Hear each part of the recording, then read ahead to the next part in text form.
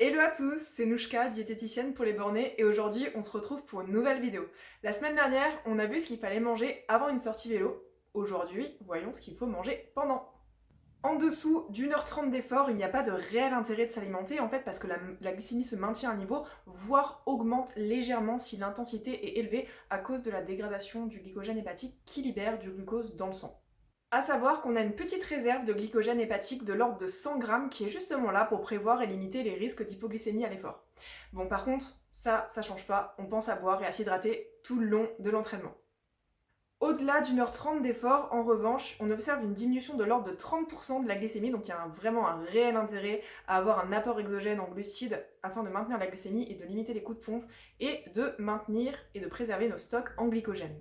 Le but, pendant la sortie, ça va être de 1. Limiter la dégradation des stocks en glycogène, 2. Hydrater l'organisme pour maintenir les stocks hydriques et minéraux, et 3. Limiter la fatigue musculaire et la fonte musculaire pour éviter que l'organisme aille puiser dans nos protéines musculaires pour fabriquer du glucose à des fins énergétiques. Au niveau de l'hydratation, je recommande de boire à hauteur d'environ 600 ml par heure d'effort, avec ajout de sel, si l'effort dure plus d'1h30, justement pour limiter les pertes minérales, et puis pourquoi pas avec ajout de glucose facilement assimilable dans la boisson, du coup faire une boisson de l'effort.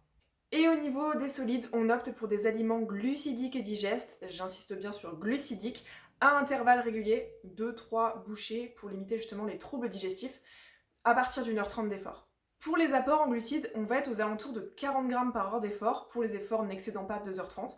En revanche, dès qu'on dépasse 2h30 d'effort, on va être plutôt aux alentours de 60 à 90 grammes, avec la moitié liquide, la moitié solide. Donc on opte pour une boisson d'effort, pour moitié des glucides, et puis l'autre moitié sous forme solide.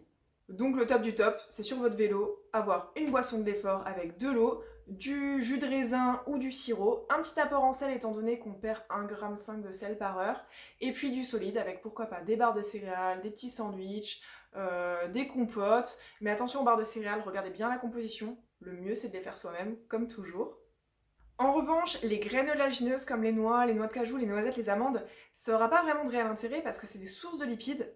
Et nous, notre substrat préférentiel pour fournir de l'énergie, c'est les glucides. Donc, si vous avez bien retenu, un apport glucidique, un apport hydrique, un apport en sel, et on est au top.